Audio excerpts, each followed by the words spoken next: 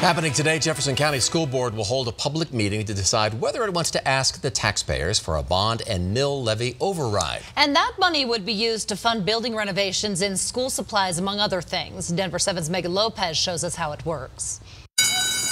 All right, class, phones down, eyes up, school is in session. First, a vocabulary lesson. Jefferson County's considering two things, a bond and a mill levy override. Only one raises your taxes, but both need your approval. A bond is the district's way of asking voters to take out more debt to fund big capital projects, things like building renovations, new schools, and facility upgrades. The average age of buildings in JeffCo is 50, and the district says those upgrades are long overdue. A mill levy override raises property taxes to fund whatever happens inside those schools. So, teacher pay, investing in technology, funding early childhood education.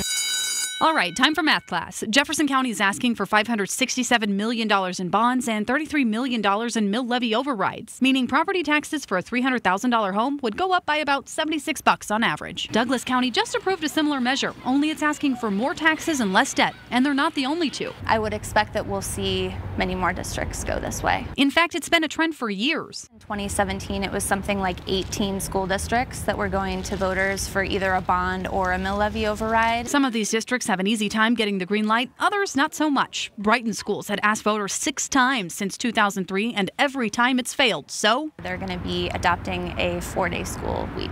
But even if voters give the green light, it depends on the district for how much those schools will get. Which brings us to our economics lesson. Because property values are so different in each county, wealthy, more populated districts could tax less and get more money, while the opposite is true for rural school districts. A district raises 1 mill and it's bringing in less than $20 per student. We also have districts that are more property wealthy, where 1 mill brings in more than $3,000 per student. But there's another way. Amendment 73. It would raise taxes across the state on the wealthy to pay for schools. Anyone making $150,000 or more would pay more income taxes, adding $1.6 billion in revenue for schools. It will be up to voters to decide how they want to pay this fall, but the bottom line is this. It's much harder to provide a great education when districts lack the type of funding and resources that they need, and so that is the problem that districts are trying to solve this fall. Megan Lopez, Denver 7.